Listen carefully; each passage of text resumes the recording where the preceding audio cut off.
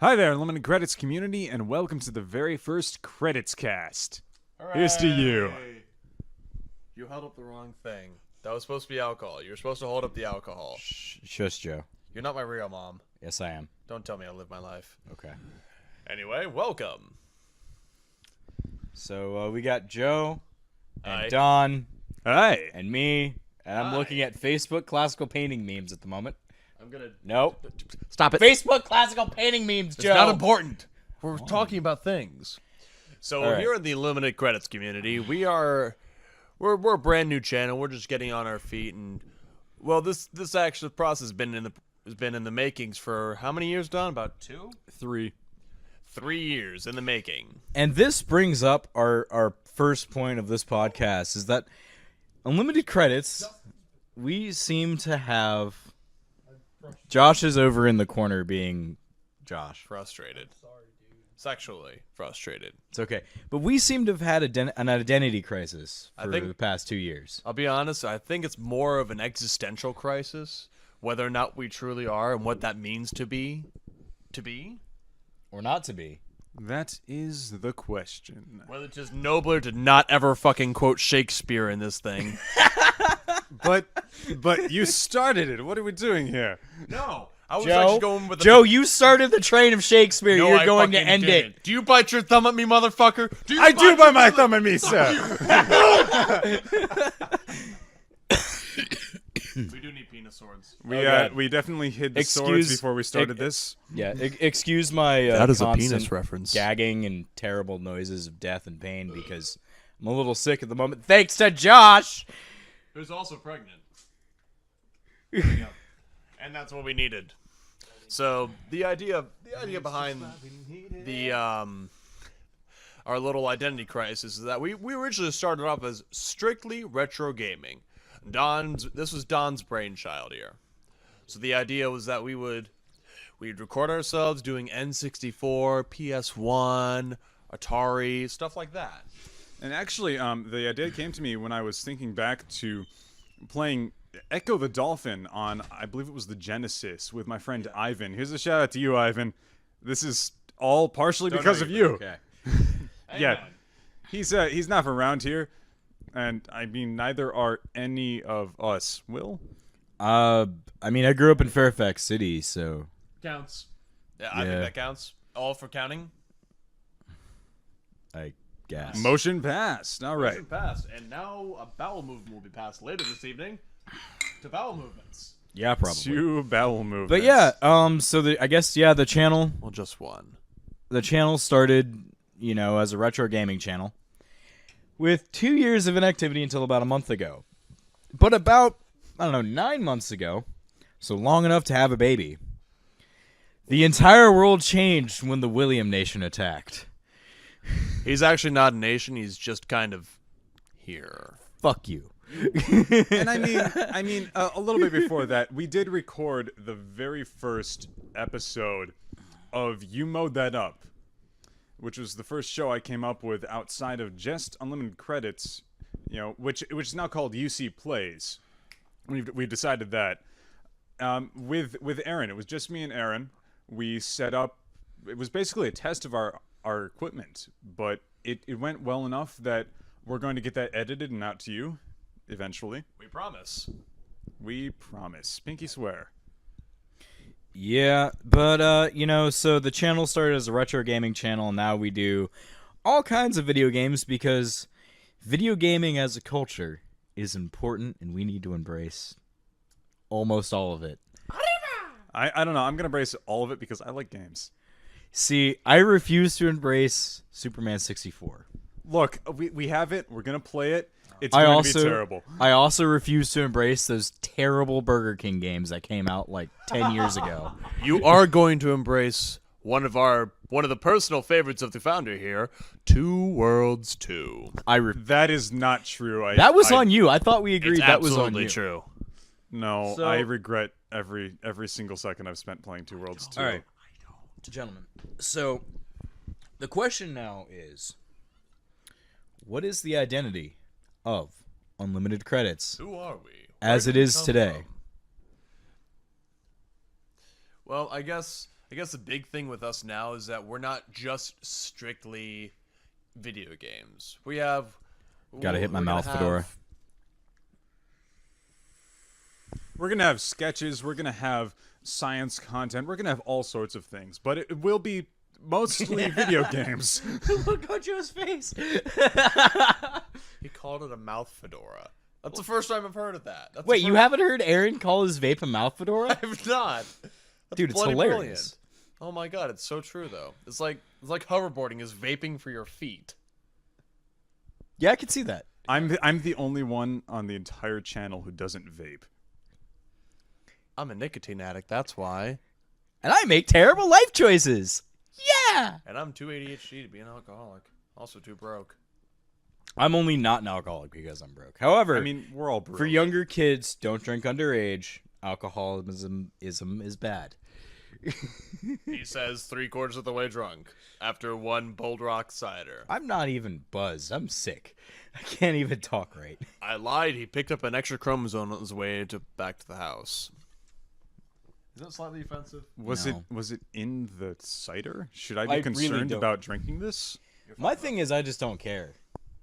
What's offensive? Some of us do family didn't care. raise Some no of us bitch. do care. A little bit. I'm just saying, my family didn't raise no bitch. There's a scale here of caring about what we put out to you guys. It goes from Will to Don. It's just like 90% accurate. That's about I do care about people that will watch the channel. kind of. I think that if people need to grow up and not get offended by every word that comes out of everyone's mouth, and realize That's not that the only thing people that's just coming out of have your mouth. different lives, and that, you know what, I'm not hurting anyone with my current lifestyle, except for myself. And I hurt myself a lot, and I'm okay with that. And that's called masochism, kids. Yeah. I mean, I also feel the same way. People are jumping at the bit to be offended by things recently, and we really shouldn't be doing that. We should be having, intelligent adult conversations about this stuff instead of just having these knee-jerk reactions all the time. And I really do think that we need to face this stuff like adults. Like Hello. real people. My name's Joel. I prefer if you didn't call me a he. I prefer I identify as an attack helicopter, so if you could use my preferred pronouns, attack helicopter and attack helicopter self, that'd be really nice. I'd appreciate that. Thank you. Are you attack helicopter kid? Goddamn right I am. Buzz, motherfucker. I don't think do helicopters buzz? Wait. Helicopters do not buzz. Do helicopters buzz? They kind of make the.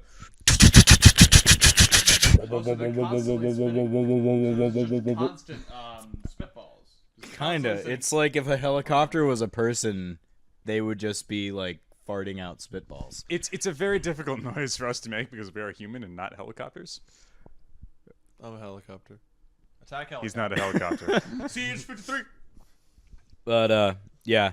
So These are my propellers. I just want to say that if some of the words that come out of our mouth are less than kosher to you as a person, grow up and understand that we do not mean to offend you personally. Even though we're succeeding wonderfully. Oh, I'm sure somebody out there is offended, or really many somebodies because of you two just now, and possibly me.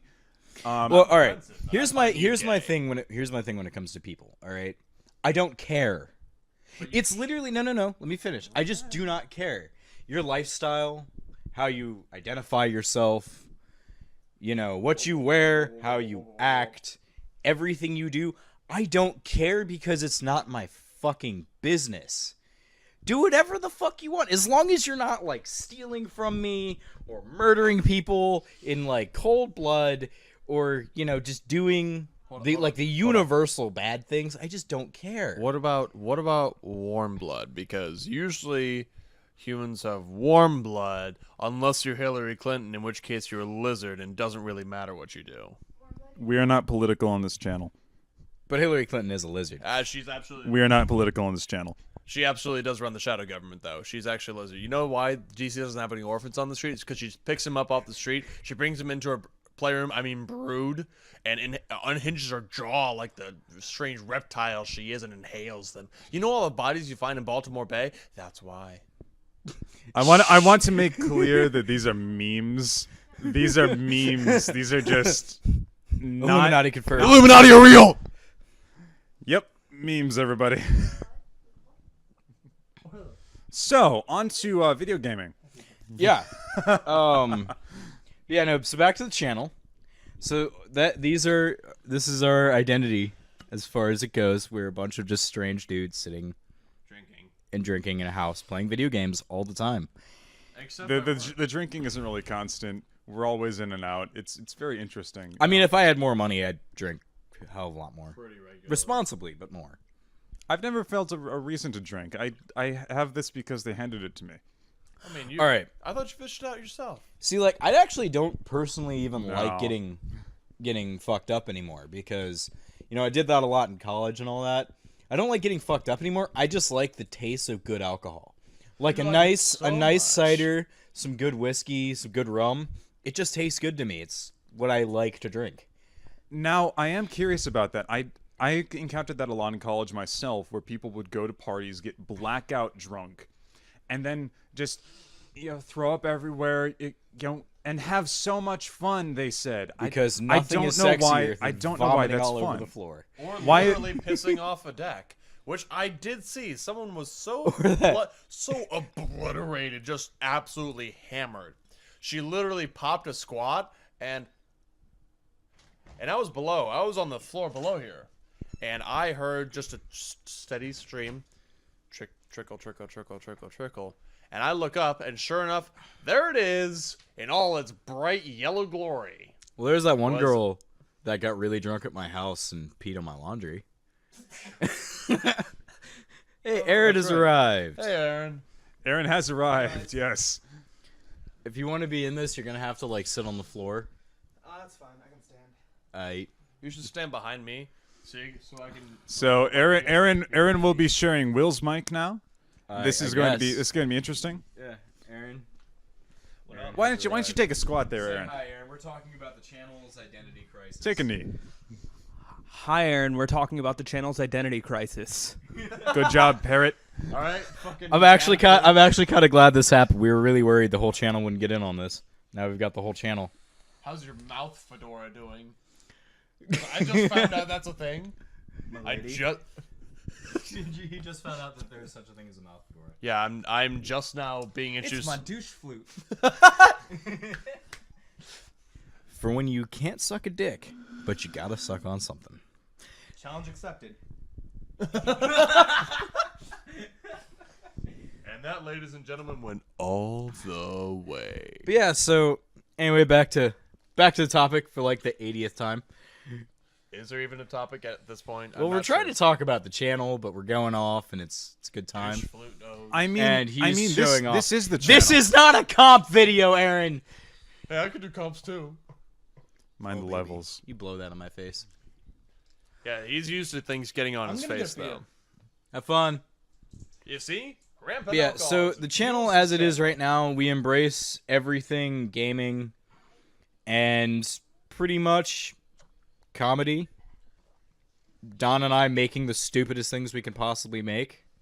For the Oh, come on. sake They're of not posterity. that stupid. We could go a lot stupider. Don, I'm making a railgun for the specific purpose of a railgun. I mean, I guess the big thing with us is that we have someone that's doubting the capacity of other members of the channel to create a railgun, which will absolutely be another video. However, can I just say one more thing here? I guess the big thing about this channel is that we're here to make you smile. Yes, we enjoy it ourselves, but that's kind of our main goal. Without our viewers, without the people looking at us and checking us out, we're not going to really go anywhere because that's just not how the world works.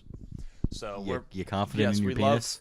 love that's yeah, it's a very valid point. All right. Sweeter. So, with that said, let's move on to our next topic of the day. He has Man, to go on his phone for because we haven't memorized it yet. Man, that went downhill. I'm the only one that has the thing. Look, I've got it all up here. Okay. I have it Oh yeah, all what's the right next topic, here. Don? I've got it all right here. See, we've got it. I'm Aaron. getting distracted right now. Our penis. Not sure why it's our penis now. Damn it, Joe. I guess it brings a whole new meaning to the word dick twix. All right, so we were having a conversation. Walmart? We were having a conversation last night, in which Will, Aaron, and I were discussing just trios of guitarists, comparing them on technicality, tone, their stylization, how well they perform, and we wanted to do a redux of that here with Joe because he was not included in that original conversation. I also don't play guitar. And well, Play the bass. you play the bass. Yeah, I was too stupid to learn how to play the guitar, so I had to cut the top two strings You know what's off. you know what's funny? You know what's funny? What's that? You're a better bassist than most Rule hipster number- guitarists. Rule number 2, guys. What is rule number 2, Aaron? Your bass player is a useless cunt. Thank you, Glenn Fricker. This is not copyright infringement. Very I right, mean, it's so- a reference joke. So Don, the three guitarists that we originally started this He missed conversation my high with were Joe Satriani, Pete Townsend, and Mark Knopfler. Mark Knopfler. So I guess we'll just go Now, round my robin. original argument to this was that on technicality, Joe Satriani trumps the other two. I would go that far, yeah. I disagreed, and so did Don, because Mark Knopfler, have you heard the dude play? He... Have you heard? That's- Have you that's heard your Joe Knopfler Satriani impression. play? Have you heard Joe Satriani play? Because he's like in like 80 different octaves at once, There's not even 80 octaves, in case you're wondering. and that's how good he is. That's not how that works. And he's not even the best guitarist in the world. I mean, I guess my big thing with Joe Satriani, I have a special connection to him, especially because that was my parents' alarm for so many years. When my dad was still waking up at like 5 a.m., and he would wake up to Circles by Satriani. And Also, I the just, song he lost his virginity to, totally unrelated. I don't mean- know if Joe's dad wants that to be. that's not what happened at all. No, but I genuinely love Joe Satriani because he's one of the many soulful guitarists left in like true rock music. And I really enjoy the fact that he's technical, yes, he's fast, but he's also got soul. He's got style. goddamn right, bald and sunglasses. Have you guys heard Chicken Whoa, Foot? whoa, whoa. Okay, yeah. If we're talking about soul, we have to go back to Knopfler, though. Knopfler does have actually. I will say Knopfler has a bit more soul than Satriani. Knopfler can get so much soul out of a single note on a single string. I mean, that's usually how it works. That's beautiful, by the way. All right. God damn it, Aaron. I'm gonna No, I'll definitely say Curious. Knopfler got some soul. I gotta say though, Pete Townsend has funk. Oh yeah, I'd go that far. Funk and spunk. I wouldn't go as far as spunk, but I would go as far to say that he is definitely the Pete most Townsend- aggressive out of all of them. Pete Townsend started the windmill arm thing. Well, yeah, that's what I'm saying. Which is It's all like- of the aggression. Yeah. It's all showmanship. Yeah. I mean, out of all of them, I think definitely Townsend puts on the best show. When you guys are seeing this, please give us a comment.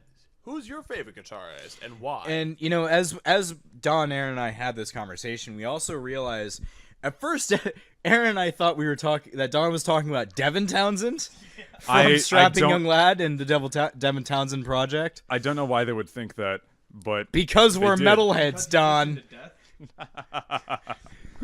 yeah. so But it kind of on that premise we kind of realized that you can't necessarily compare certain guitarists together because they're just too fucking different. Yeah, you have to keep it within genre guidelines at least a little bit. Otherwise, it's just completely different styles of playing, completely different ways of approaching just techniques and tones that you're going to get out of your instrument.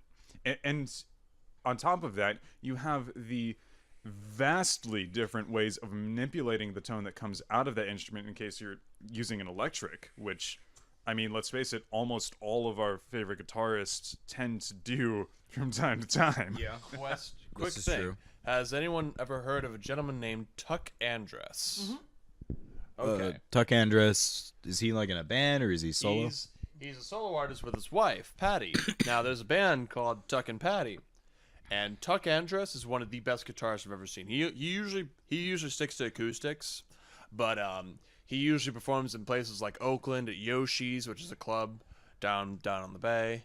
But he's easily one of the most soulful guitarists. He's not only soulful, he is. If there's a comparison between him and, like, I don't know, like, I'm trying to think of someone else who could be in that same genre. I guess Clapton. He has the soul of Clapton and the technicality of a Steve Vai or Joe Satriani. That is a bold claim. Yeah, It's one of those you just have to. I mean, he's got one of the best techniques out there. He's genuinely just a fantastic guitarist. He's been playing for longer than you and I have been alive combined. Maybe even him. At least 3 of us combined have not been alive as long as this dude has been playing professionally. That's impressive. Yeah, the dude's pushing like 75, 80. Okay, fair And enough. he's still touring with his wife, Patty. And she has a wonderful voice. So go check them out. This isn't a senseless plug. But they're still damn good. Yeah, but I guess something that you really, because I actually had to look up his name.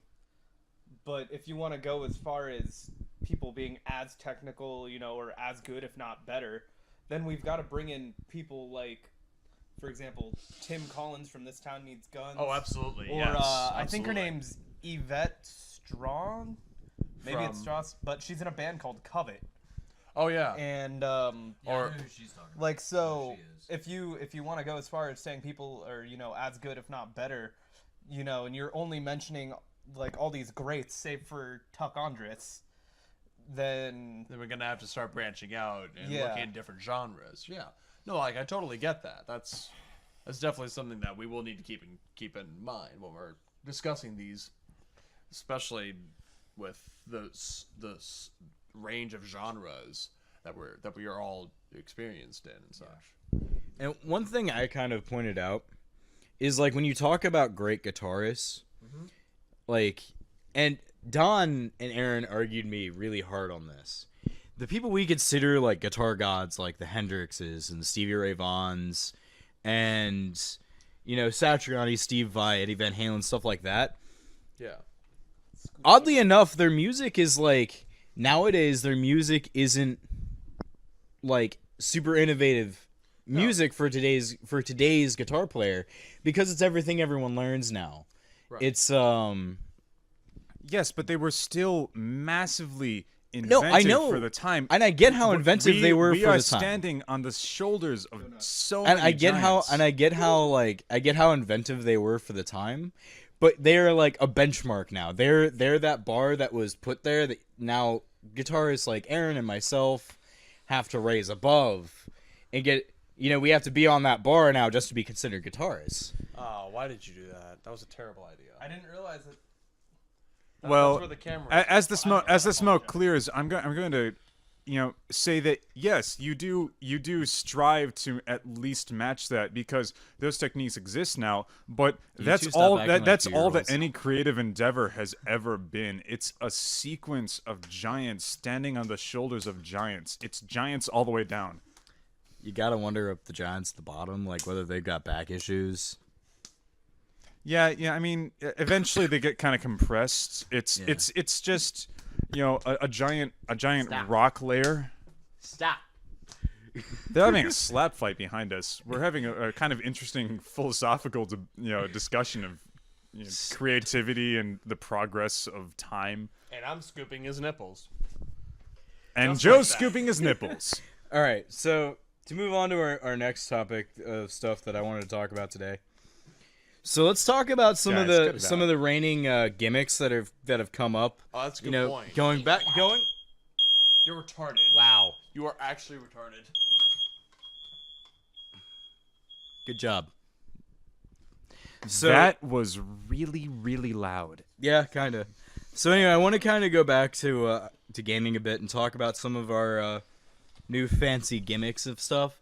And by that I mean things like, the new VR headsets. Oh yeah. And the 4K TVs and the the OLEDs. Yeah, and the OLEDs and the ULEDs and shit. And the Ultra. I'll find a little way to take. Nobody's gonna hear that. I know. We're making song references on the side. Yeah, like throughout this entire video, so I don't know. you can spot them all. What other gimmicks have you guys heard of for gaming and shit? Well, this is kind of interesting. I'm not sure how I feel about it, but I've actually heard rumors of the next step in VR headsets being porn. I actually heard about that too. Yeah, Actually, immersive porn. That's I think there's a Japanese company. I was watching a video on that the other day. There's a Japanese company that makes like the whole setup with like the fake boobs and this thing that goes on your junk and everything. Not sure how The- I feel about it. the funny thing is with a lot of these endeavors of audio and visual advancement, a lot of the driving factor has been from that porn sector, and VR is no different.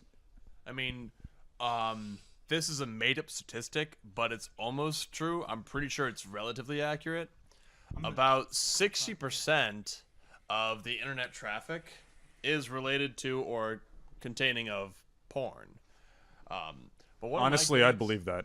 One of my gimmicks that I've really noticed that I'm not sure if I really enjoy, especially in video games in particular, like inside the actual development of the game, is the idea of the only way you can truly be scary is through jump scares, and that really bothers me on a level, because there's something truly terrifying when it's left to the imagination. And just jumping out with zombies or whatever. Well, I mean, it's just kind of On it that pisses point, me oddly off. enough, there was a game in development. I don't remember what it's called, and it never really saw the light of day. But the Wii, before it came out, one of the add-ons to it was like one of those hospital heart monitors that like clips onto your finger and tracks your pulse.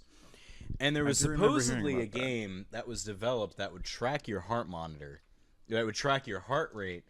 So it would know, so like the game could adapt to either, becoming more scary or less scary in certain environments based off of, where you were. So like the idea is, if you get calmed down, some fucking crazy ass shit's gonna happen. And then once your heart rate's really high up, it'll back off a bit. And you kind of run into that cycle, so it maintains a steady level of horrifying. Terror?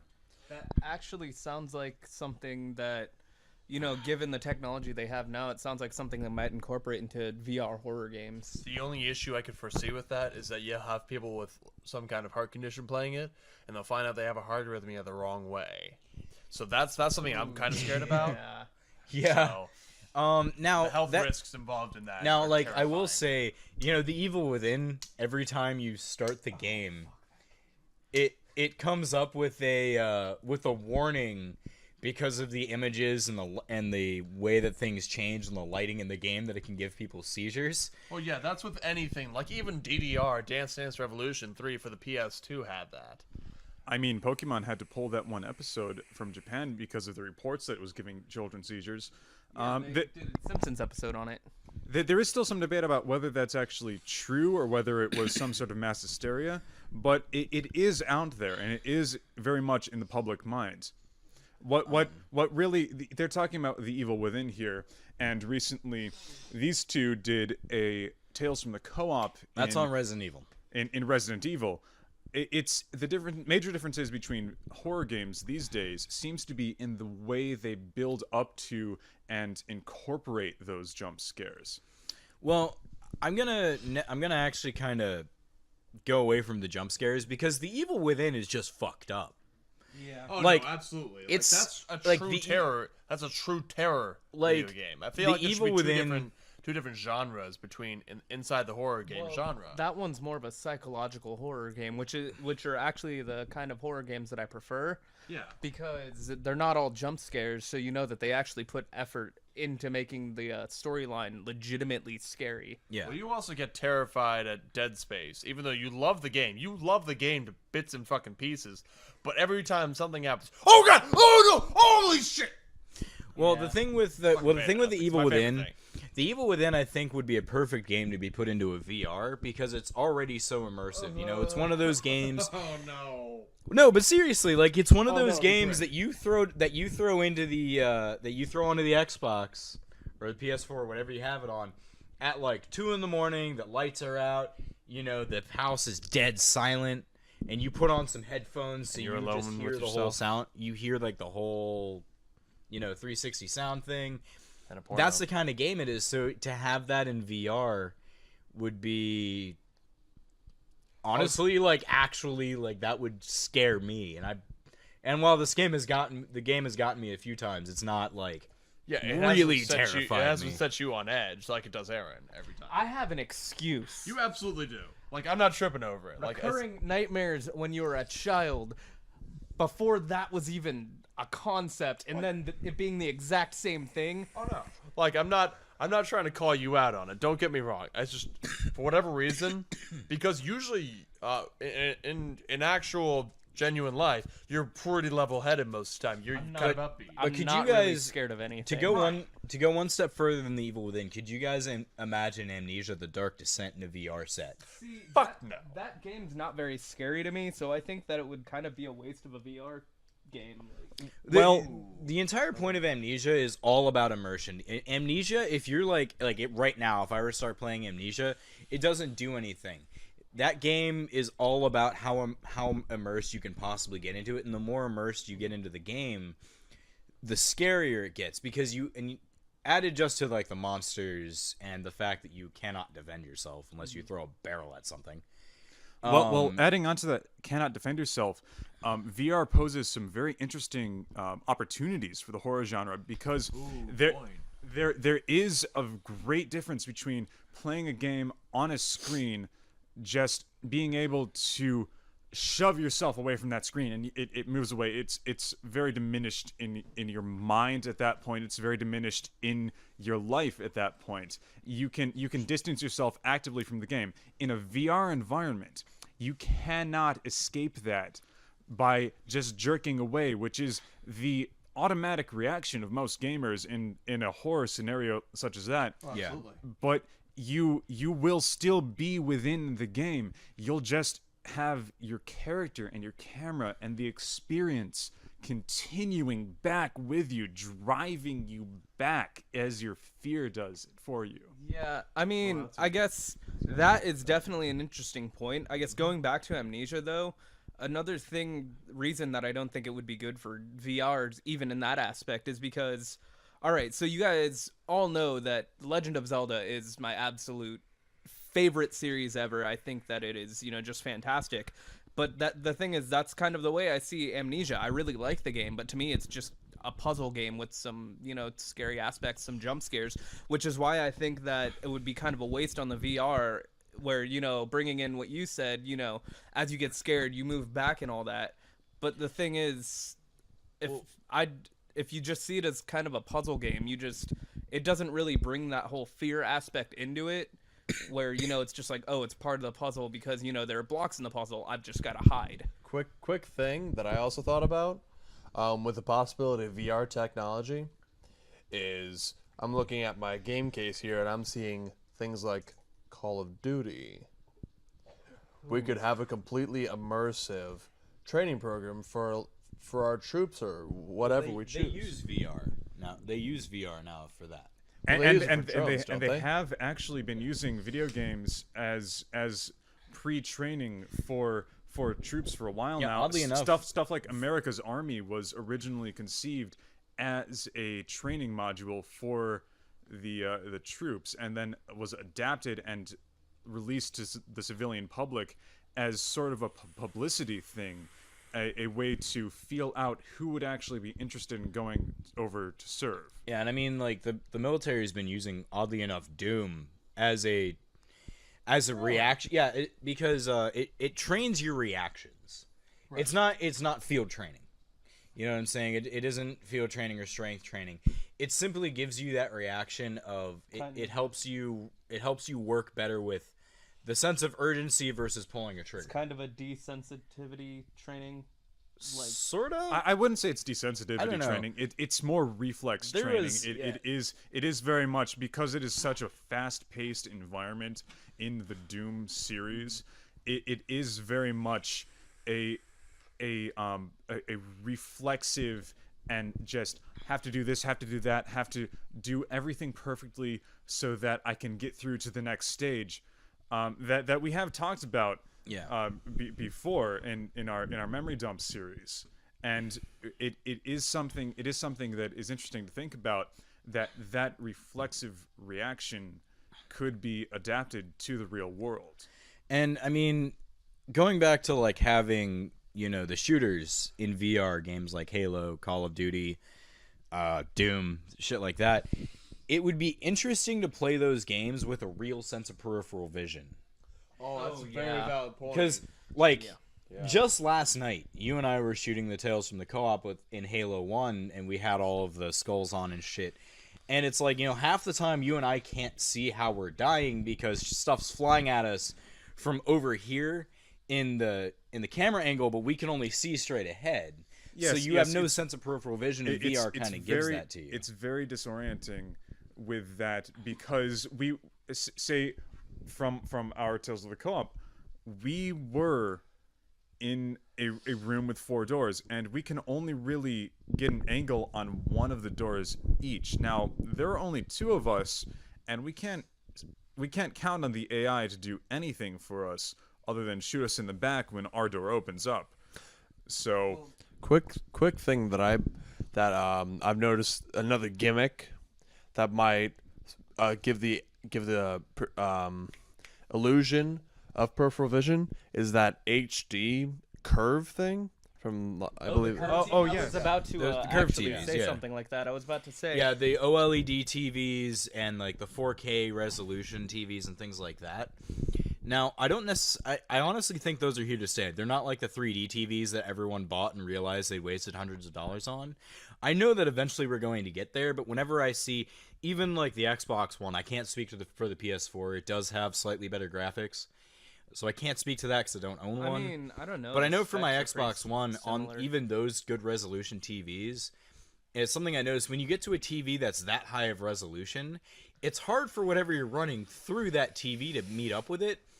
So then it doesn't look as good as that image would on a lower resolution TV. yes, it doesn't look as good, but the point isn't having that graphical quality. That the point is having the graphical information there. And I feel like eventually we might even see curved TVs that are a full hemisphere, or I mean a full half circle. Yeah, hemisphere. Around. Yeah, it's half. it's not a sphere though. It's not 3-dimensional. Oh, A that's a full good half point. circle around, just specifically marketed to gamers for just that. Quarter We'll cylinder? have a field of view slider that goes up to 180 on, you know, those current gen games when those TVs are starting to come out, so that you can get that peripheral vision in your game. Well, I mean, it'll even- certainly be easier to run through a TV, you know, than having like the classic like ultimate gaming setup with the 3 TVs and everything. Even without what I was saying though is even without a VR or, you know, a curved TV or anything like that, one thing they could do to rectify that is to just make certain games, you know, games like Halo do a reissue, or make new games like that with a fisheye lens. You know, just like with a fisheye lens view, so that way you get more of a peripheral vision kind of thing. It's more as if, you know, you're looking straight ahead, but you're still getting the sides. Yes, that could be something you could do. We will probably, if that does come to pass, see, along with those gamer specific entertainment modules, we will see revamps of games and revisits of games where they will have modified, possibly even only the camera on the game, so that you will have that field of view. And all I know is that I'm looking forward to seeing what comes. I'm not saying that I'll own one. I've always been more old school in my bent, but the it's- idea of limited credits. Hence the idea of unlimited credits. But I feel like it will be interesting to see what comes out of this. Absolutely.